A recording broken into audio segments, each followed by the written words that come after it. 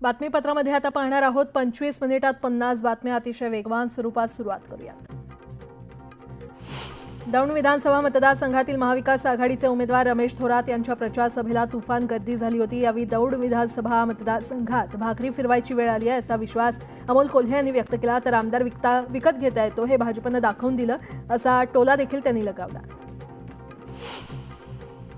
अंबादास दानवे यांनी morning walk करत नागरिकांशी संवाद साधला। यावेळी त्यांनी उद्धव ठाकरेंच्या मराठवाडा सांस्कृतिक मंडळ मैदानावर होणाऱ्या सभेला येण्याचं आवाहन केलं।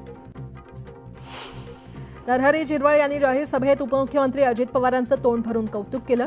दादा फणस आहेत फणस, फणसाच्या अंगी काटे, आत अमृताचे साठे अशा शब्दात अजित पवारांचं झिरवळ यांनी कौतुक केलं।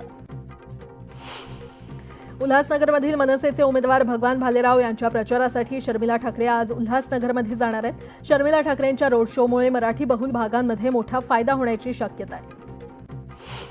राज्यातील महायुतीच्या कारभाराला जनता कंटाळली आहे, त्यामुळे लोकसभेप्रमाणे विधानसभेत महाविकास आघाडीला बहुमत मिळेल असा विश्वास विश्वजित कदम यांनी व्यक्त केला आहे। तर लोकसभेत धडा शिकवल्यानंतर विधानसभेत लाडक्या बहिणींची आठवण असा टोला देखील त्यांनी लगावला। शहापूर विधानसभा निवडणुकीत राष्ट्रवादी विरुद्ध लढत पाहायला मिळणार आहे। निवडणुकीच्या रिंगणात एकूण 9 उमेदवार असले तरी यावेळी पुन्हा दौलत दरोडा विरुद्ध पांडुरंग बरोरा यांच्यामध्ये काटेकी टक्कर असणार आहे।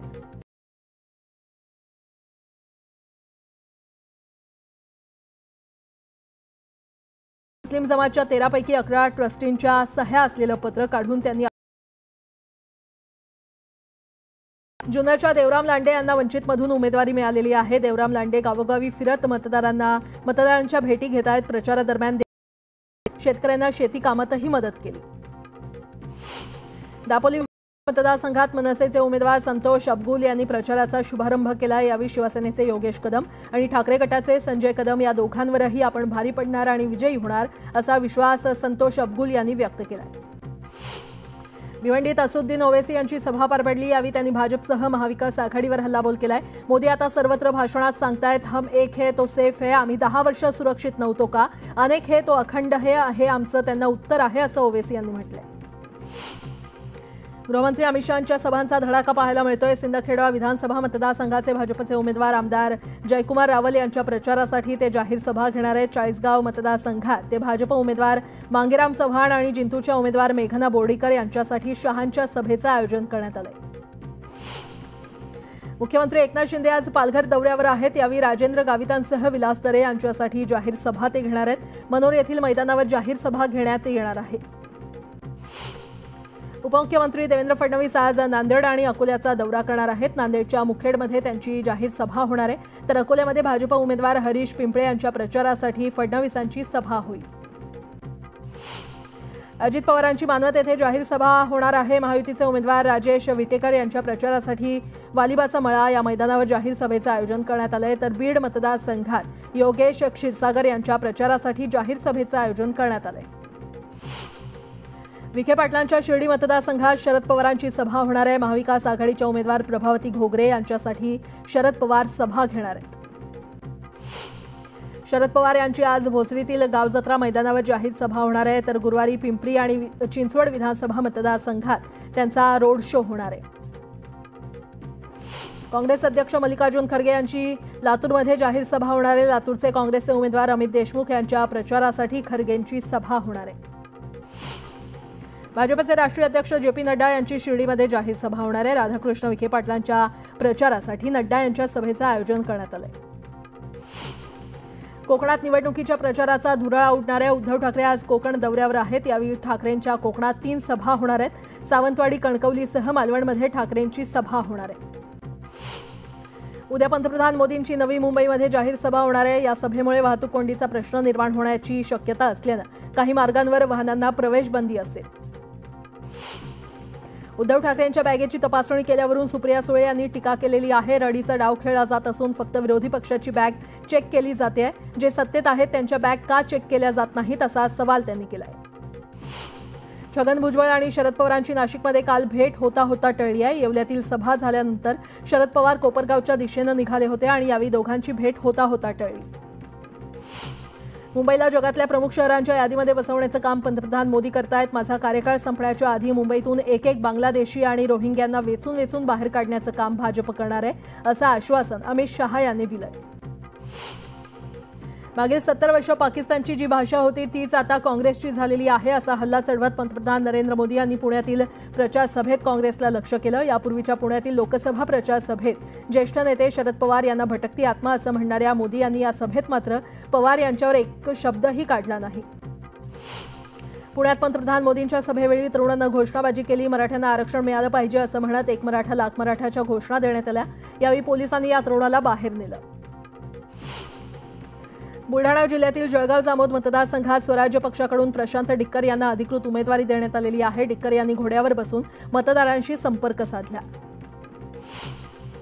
विधानसभा निवडणुकीच्या पार्श्वभूमीवर दादरच्या शिवाजी पार्क मैदानावर 17 नोव्हेंबर रोजी कोणत्या राजकीय पक्षाची सभा होणार याचा निर्णय आता नगरविकास विभाग घेणार आहे। मुंबई महापालिका प्रशासनानं याबाबतचा अहवाल नगरविकास विभागाला पाठवला असून अंतिम निर्णय सरकार घेणार आहे। सिंदखेड राजामध्ये शिवसेनेकडून शशिकांत खेडेकर तर अजित पवार गटाकडून मनोज कायंदे यांना उमेदवारी देण्यात आलेली आहे। यावेळी दोघांनीही आम्हीच अधिकृत उमेदवार आहोत असा दावा केला। मात्र सिंदखेड राजामधील महायुतीचे उमेदवार शशिकांत खेडेकर हेच अधिकृत उमेदवार आहेत असं वक्तव्य प्रतापराव जाधव यांनी केलंय। मला हलक्यात घेऊ नका हा मुख्यमंत्री शिंदेंचा इशारा भाजपला इशारा असेल असं विधान राष्ट्रवादीचे आमदार रोहित पवार यांनी केलेलं आहे। मुख्यमंत्र्यांनी ठाकरेंवर केलेल्या टीकेवरून रोहित पवार यांनी टोला लगावला। मावळमध्ये पिंपरी चिंचवड पोलीस आयुक्तालयातील तळेगाव दाभाडे पोलिसांच्या वतीनं रूट मार्च काढण्यात आला। यावेळी 380 पोलीस जवान तसंच 27 पोलीस अधिकाऱ्यांनी रूट मार्चमध्ये सहभाग घेतला। 3 राज्यातील भाविकांचं श्रद्धास्थान असलेल्या धुळे जिल्ह्यातील आमळी येथील श्री कन्हैयालाल महाराज यांच्या यात्रेला मोठ्या उत्साहात सुरुवात झाली आहे। यावेळी साक्री विधानसभा मतदारसंघाच्या महायुतीच्या उमेदवार मंजुळा गावित यांनी देखील दर्शन घेत साकडं घातलं। मुळशी तालुक्यातील संत तुकाराम सहकारी साखर कारखान्याचा 27वा गव्हाण पूजन आणि मोळी पूजन समारंभ ऊस उत्पादक शेतकऱ्यांच्या उपस्थितीमध्ये पार पडला। वसंतदादा शुगर इन्स्टिट्यूटचे शिवाजीराव देशमुख श्री क्षेत्र देहू संस्थानचे अध्यक्ष पुरुषोत्तम महाराज मोरे यांच्या हस्ते ऊसाच्या मोळीचं पूजन करण्यात आलं। अमरनाथच्या लक्ष्मीनगर परिसरातील खदानीचं पाणी लाल झालेलं आहे। पाण्याचा रंग अचानकपणे लाल कसा झाला याबाबत मात्र प्रश्न कायम आहे। मात्र या पाण्याला दूषित वास येत असल्यानं रसायन त्यात मिश्रित झाल्याचा संशय नागरिकांनी व्यक्त केलाय। पुढची बातमी पाहूया। शरद पवार यांनी मोठा गौप्यस्फोट केलाय। 20 वर्षांपूर्वी छगन भुजबळांना मुख्यमंत्रीपद का नाकारलं होतं त्यावर शरद पवार यांनी भाष्य केलंय। तर मुख्यमंत्रीपद दिलं असतं तर काही बिघडलं नसतं अशी प्रतिक्रिया छगन भुजबळ यांनी दिली आहे।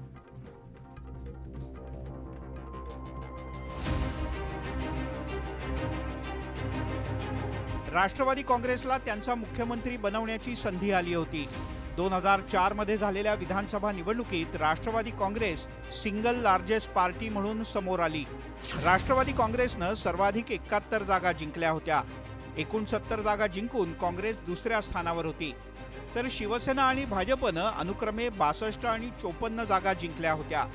राष्ट्रवादी काँग्रेसनं सर्वाधिक जागा जिंकूनही काँग्रेसचे विलासराव देशमुखच मुख्यमंत्री झाले। त्यावर शरद पवार यांनी दैनिक लोकमतला दिलेल्या मुलाखतीत मोठा गौप्यस्फोट केलाय। 2004च्या निवडणुकीत राष्ट्रवादीला सर्वाधिक जागा होत्या। मुख्यमंत्री पदासाठी वरिष्ठ म्हणून माझ्या पुढे छगन भुजबळ यांचं नाव होतं। मात्र त्यानंतरचं भुजबळांचं राजकारण पहा, त्यांना तुरुंगातही जावं लागलं होतं। त्यावेळी भुजबळ यांना महाराष्ट्राचं मुख्यमंत्री केलं असतं तर राज्याची अवस्था चिंताजनक झाली असती। सरकारमध्ये उपमुख्यमंत्रीपद हे त्यांच्याकडे दिलं आणि ते सगळे करत असताना हळूहळू त्यांनी आणखीन त्याची वेगळ्या गोष्टी करायला सुरुवात केली आणि त्याचा परिणाम त्या निवडणुकीमध्ये आम्हाला सरकार मिळू शकली नाही। 2004 मध्ये मुख्यमंत्री पदाऐवजी जास्त मंत्रिपदं घेतली होती, त्यामुळे अनेक तरुण सहकारी मंत्री झाले होते असंही शरद पवार यांनी सांगितलं। त्यामुळे छगन भुजबळ यांचं मुख्यमंत्रीपद हुकलं अशी चर्चा सुरू आहे। सोनिया गांधींपासून सगळे सांगत होते की भुजबळ तुम्ही जाऊ नका। ते माधवराव शिंदे, ऑस्कर फर्नांडिस, शीला दीक्षित, किती लोक, राजेश पायलट, हे आता सुरेश कलमाडी, सगळे सांगत होते ना जाऊ नका, पुढचे मुख्यमंत्री तुम्ही।